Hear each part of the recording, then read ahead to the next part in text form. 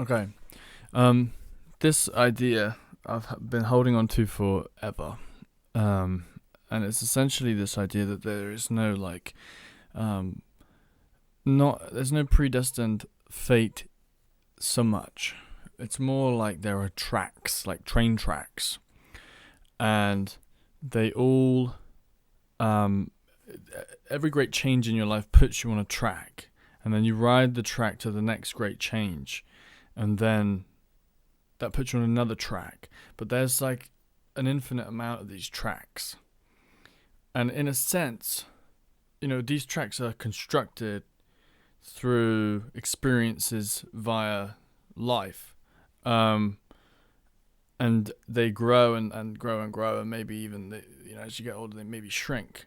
And essentially what it is it's like different scenarios and all the rest of it, of different things. But the tracks of destiny is essentially, you're going along in life, big change happens. When the big change happens, something happens. I don't know what it could be, but the big change will happen, and then you then move on to another track, and you follow that track, and then another great change happens, and there's like a million different tracks, and for whatever reason you move to a specific one. And these are the tracks of destiny that slowly take you towards the end. Essentially, that's like one way of looking at. That's the one way I choose to look at, life. And I'm sure you could boil the meat off that and come up with things that can, philosophies that have already been established. But this is just an idea that I seem to have put together when I was doing when I was working on the shop floor in my, when I working dead end jobs when I was younger, and I was so bored. This is just one of the ideas I came up with. And I don't know how stuck you can get on these tracks, but it certainly does seem like sometimes you can get pretty stuck, and you can't really get off because you're on the track until a junction. You can't really get off.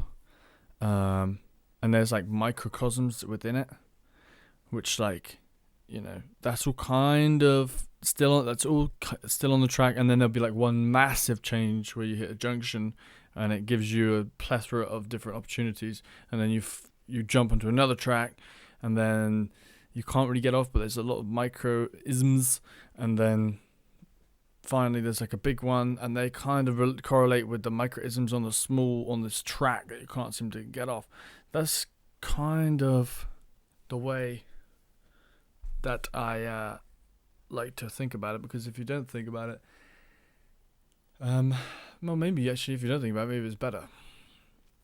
If you don't even consider life as anything but linear, maybe you'd be more stable. That's probably true, actually. Maybe I'm crazy for doing that. Maybe it's wrong. maybe that was the wrong idea.